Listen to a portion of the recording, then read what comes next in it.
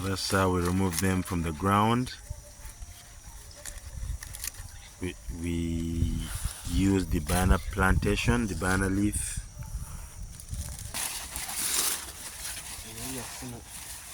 Yeah, for now we had improvised the cloth, but we're going to use the banana leaf.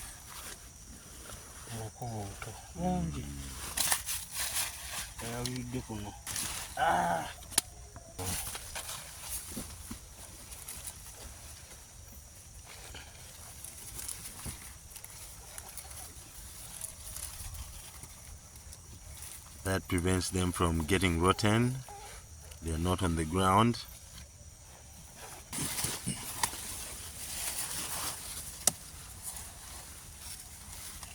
It's a delicate process because they can break.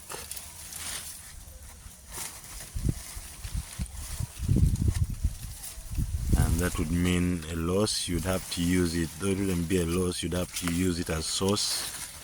Prepare it in beans or any other sauce.